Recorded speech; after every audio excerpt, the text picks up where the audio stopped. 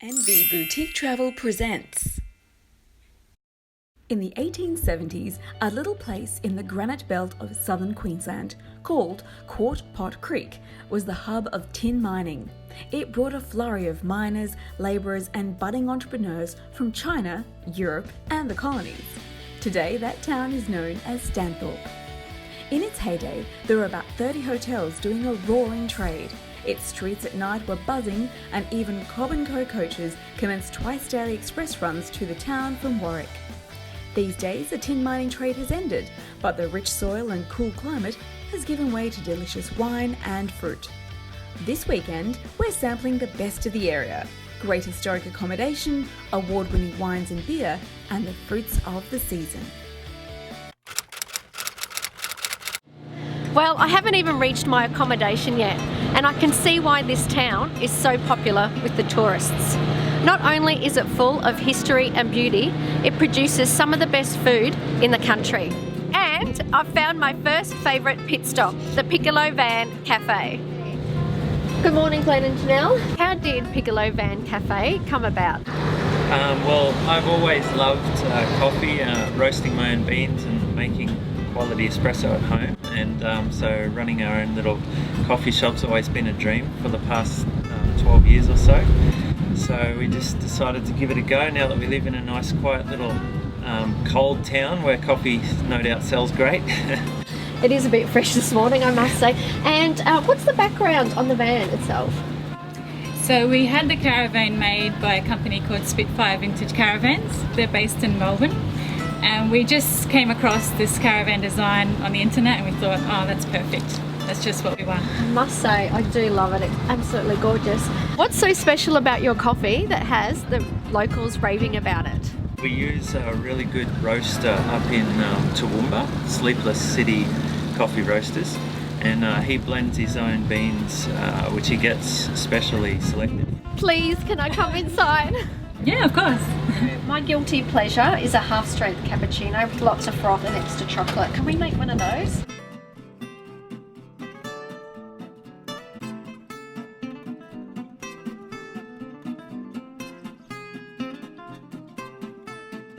Here's your coffee. Well done.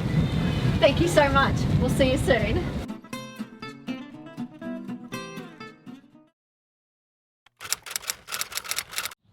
So here we are at Connor House, and how gorgeous is this place? Built in 1906, this Queenslander is just one block from the shops and restaurants and is the perfect retreat after a good day's food, fun and adventure. Hi Amanda, thank you so much for letting us stay here at Connor House. Can you tell me a bit about the history of Connor House? Connor House is in Stanthorpe, which is about 2.5 to 3 hours from Brisbane, in the Granite Belt region. Well, Connor House was built in 1906. Originally it was a family home, then in later years became an art gallery, and then the guest house that it is today. And how many people can stay here? Generally from a couple to a large group.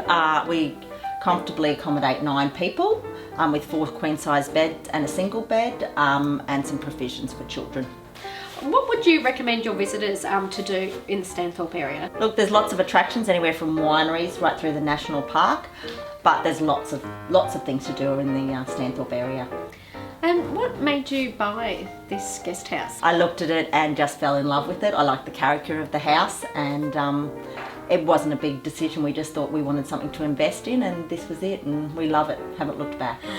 So I noticed you left us a little special present when we arrived. Does every booking get a bottle of this port? Yes, every booking gets a bottle of port, just as a little welcome guest and to enjoy a product that's made locally. Thanks so much for letting us stay here. You are more than welcome. Enjoy your stay. This family-run holiday house is perfectly kitted out for all your needs.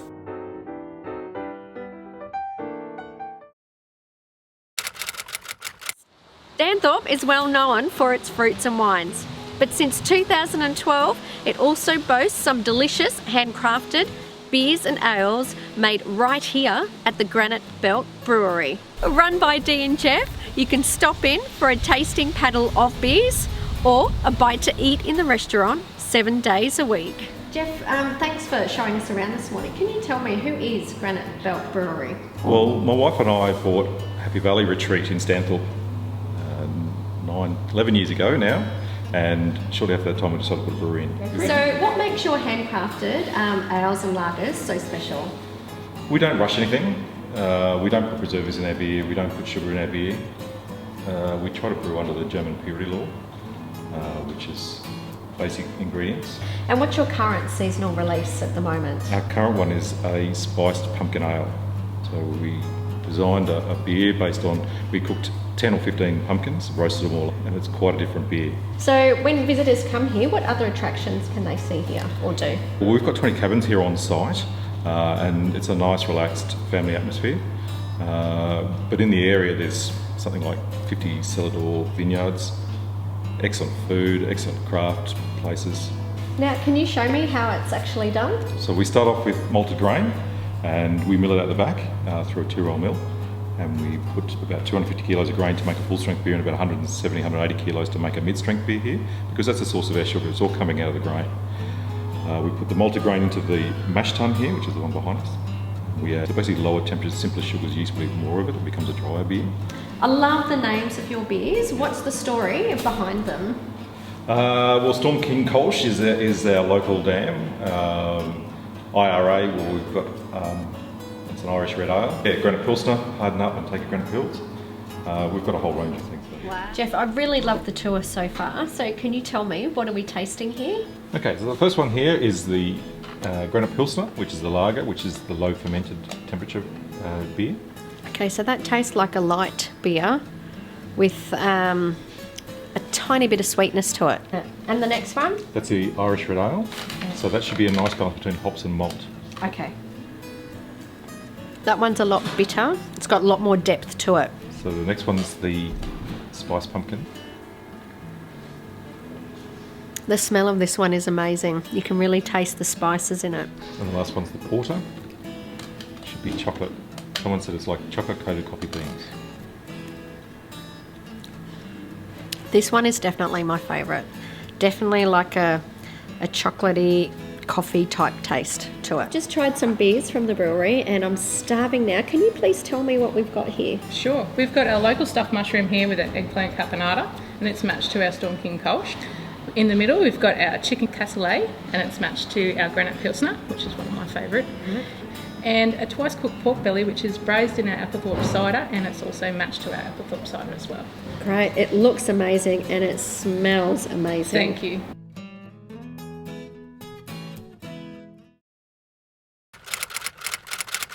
Now, I don't know about you, but I love truffles and I love dogs. And this afternoon, I'm in heaven because I'm about to go on a truffle hunt here with Conan. Hi Matt, thanks for having us here today. No worries.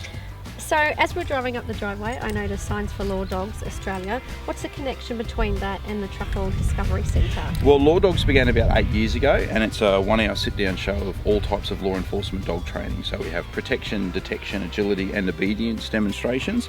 Through the detection dogs, we were approached by truffle farmers to start training truffle detection dogs. So we've now progressed and opened the Truffle Discovery Centre on site as well. Fantastic. And how long does it take to train a dog to find truffles? Well, the dog we're meeting today, Conan, learnt in about 25 minutes, but it can take up to a couple of weeks to learn one odour. How many trees do you have here, and what kind of trees do the truffles grow near? On our property, we've actually got 40 trees, and there's a mix of English oaks and hazelnuts that are inoculated with the French black Perigord truffle spore. Matt, can you actually tell us what a truffle is? Yeah, so unlike the yummy chocolates, truffles are a type of mushroom that grow underground, and they only grow around inoculated trees. Who is typically buying the truffles from here? Local truffles around Stanthorpe usually go to some of the local restaurants, cafes, pubs and clubs, and quite a lot now go towards Brisbane to different markets. We sell a few regional flavours at South Bank in July, and other people are very lucky enough to come and buy them directly from the Truffle Centre here. Yes, I've had a taste test and amazing, that's all I can say. Where do you get the dogs from to train them? So they come from a number of places. We buy in purebred dogs like Labradors. Some of our German Shepherds do it, but a big part of it now is our Pound and Rescue program. So we get a lot of dogs from Pounds and Rescues that are on death row and try and give them a second chance learning how to become sniffer dogs, so they get to live here and have lots of fun. Matt, are you able to go through the process of a truffle hunt for us, please? Yeah, so truffles normally grow underground and only in winter, so we've only got 3 months of the year the dogs are finding them underground. Here in Queensland and at the Truffle Discovery Centre, we train every day of the year, even on a hot day in summer, and we do it through our unique above ground training system. So we have pots of dirt laid out like rows of trees, and we can go and hide a frozen truffle from last season, and Conan will go along and tell us where to dig it up. Thank you so much for your time today. No worries, thanks for coming. Thank you. You love selfies. Do you like selfies?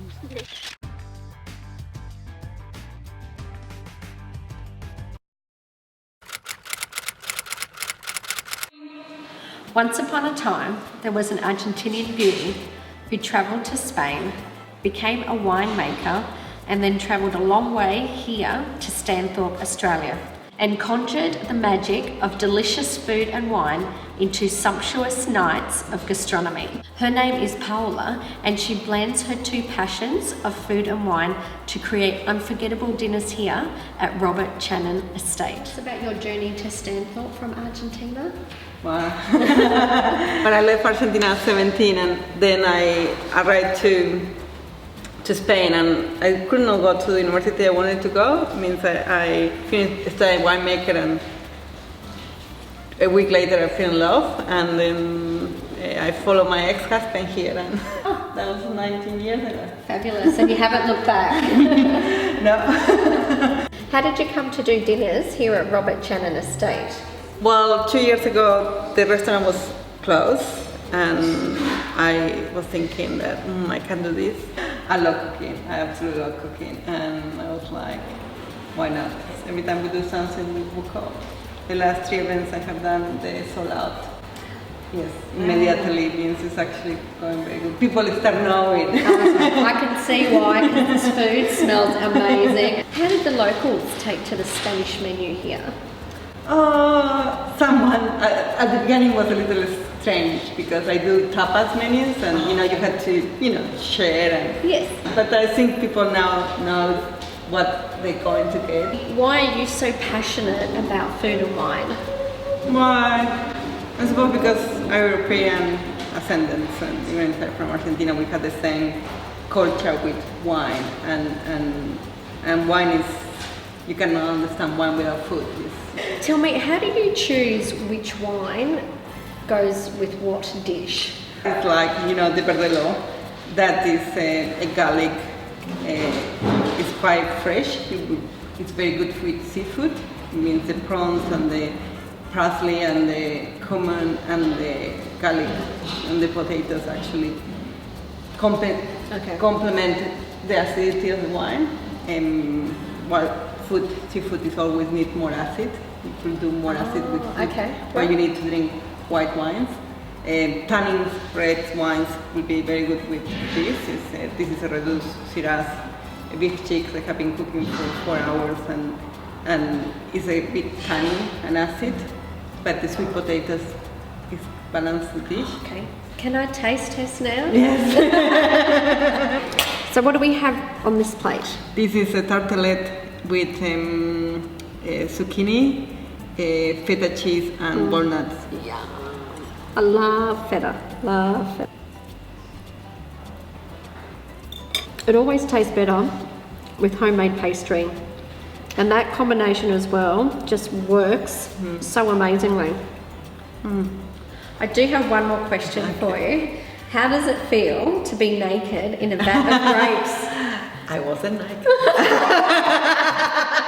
It looked like I am, but I'm not. I was having nude underwear underneath. Means you looking. That was great. It was great. Feel like bowling wine. Thank you so much for having us here today. It's been very, very tantalising to the taste buds. Thank you very much.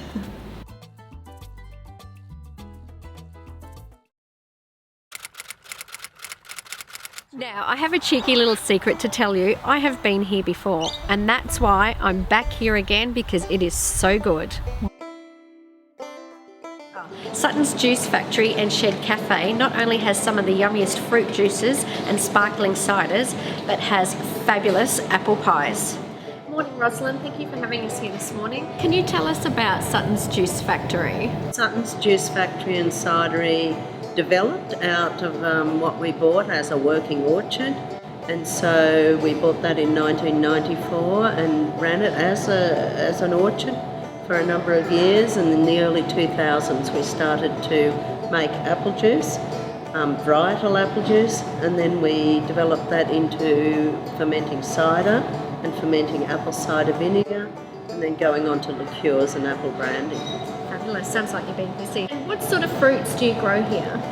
We grow apples, two kinds of apples, cider apples as well as dessert apples. We also grow a small number of other fruits such as the apricots and the peaches, and we use those fruits in our cafe or to add to our juice or to our preserves, which we make as well. Fabulous. And it gets quite cold here in winter. When is the best time to come and see the orchard in full bloom? Okay, during the winter the trees have no leaves and they all spring to life at the end of September, early October, and that's the best time to see the blossom because it's quite beautiful at that time of the year. Now, I see you still make the famous apple pies here. I can't wait to dig in. Yes, we do. We make a lot of apple pies. They are a totally handmade product. Thank you so much for having us here today. I think it's time we dig into the apple pie. Absolutely.